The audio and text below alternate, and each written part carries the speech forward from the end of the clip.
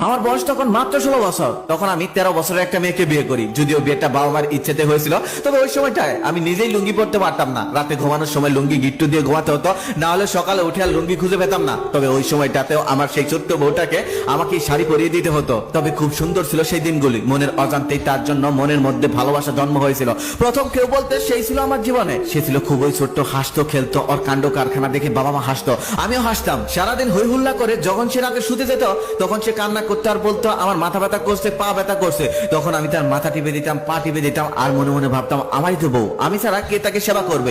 এখন না হয় ছোট, এক সময় সে বড় হবে, তখন সবই বুঝবে, তখন সে আমাকে অনেক ভালোবাসবে। দিন যেতে থাকলো আর আমার সে ছোট্ট বউটা আস্তে আস্তে বড় হতে লাগলো। যখন তার বয়স 17, তখন সে আর আগের মতো হাসে না, আগের মতো খেলে না। এখন সে অনেকটা বুঝতে চেয়ে গেছে, এখন সে অনেকটা বড় হয়ে গেছে। শ্বশুর বাড়িতে গেলে আমি সবসময় একা থাকতাম, কারণ সে বলতো তুমি আমার সাথে বেরোবে না, তোমার সাথে আমার বেরোতে লজ্জা লাগে। আমার অনেক কষ্ট লাগতো, তবে কষ্টগুলো লুকিয়ে রাখতাম, কাউকে বলতাম না। প্রত্যেকবারই বাবার বাড়ি থেকে আসার সময় বায়না ধরতো, বলতো আরো কিছুদিন থেকে যাব।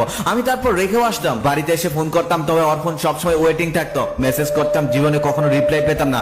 লজ্জায় একসময় আর মেসেজই করতাম না। একবার 3 মাস পর শ্বশুর বাড়ি থেকে ওকে আনতে যাই। যাওয়ার পরে ওর প্রথম বাক্য হলো আর 3 দিন থেকে তারপরে চলে যাব। রাতেও ঘুমিয়ে পড়ার পর চুপি চুপি ওর ফোনটা নিয়ে অন করে দেখি প্রত্যেকটা মুহূর্তেই কারো প্রেমময় মেসেজ এসে চাপা পড়ছে তার ফোনে। ভীষণ কষ্ট পেলাম। কষ্ট সহ্য করতে না পেরে সেবার সবাইকে বলে দিলাম, শাসন করা হলো। তবে সেই থেকে শুরু। তারপর আমার বউয়ের বয়স যখন 19, আমার বয়স তখন 22। ঠিক সেই মুহূর্তে আমাদের কোল জোরে একটি কন্যা সন্তান আসলো আমাদের ঘরে। সেদিন আমি ভীষণ খুশি হয়েছিলাম, এত খুশি আমার জীবনে আমি কখনোই হয়নি। আমার বাবা মাও সেদিন অনেক খুশি হয়েছিল। তারপর আমার মেয়ের বয়স যখন মাত্র 6 মাস, আদো আদো কণ্ঠে 2-1টা ডাক দিতে পারে।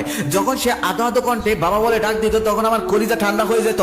তবে ততদিনও তার মা অন্য জগৎ নিয়ে ব্যস্ত। তখনও সে ফোনে অন্য কারোর সাথে কথা বলতো। আমি সব বুঝতাম, সব জানতাম। আমার সাথে করা দুর্ব্যবহারই তার প্রমাণ করে দিত। কিন্তু শুধুমাত্র মেয়ের মুখের দিকে তাকিয়ে কিছুই বলতাম না, সবকিছু হাসি মুখে সহ্য করে নিতাম। তারপর আসলো সেই দিন, যেদিন আমি স্বামী হয়ে তার দুপা জড়িয়ে ধরে কান্না করেছিলাম, ভিক্ষে চেয়েছিলাম আমার মেয়ের জন্য মা ডাকার অধিকার। আমার এখনো খুব ভালোভাবে মনে আছে, 3টা 38 মিনিটে সাইন করলাম ডিভোর্স পেপারে। তারপর সে চলে গেল, নতুন ভালোবাসাকে নিয়ে চলে গেল বহু দূরে।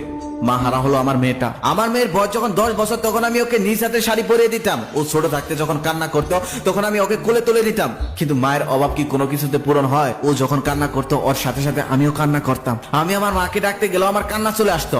আমার মেয়ের তো মা নেই, সে কাকে মা বলে ডাকবে? রান্না করতাম, আবার ওকে নিজ হাতে সাজিয়ে দিতাম। আমার বাবা মা মারা যাওয়ার পর আমার মেয়ে ছাড়া আমার দুনিয়াতে আর কেউ ছিল না। আমার মেয়ে ছিল আমার পৃথিবী। আমি আর বিয়ে করিনি, কারণ তাকে ভালোবাসতাম। আগেও ভালোবাসতাম, এখনো ভালোবাসি। এখন মেয়ের বিয়ের কথা চলছে। মেয়ের বিয়েটা হয়ে গেলে হয়তো আমি আবার একা হয়ে যাব। মেয়ের অনিচ্ছা সত্ত্বেও বিয়ের দিন ওর মাকে খবর দিয়েছিলাম, সেও এসেছিল। অনেকদিন পর তাকে দেখলাম, অনেকদিন।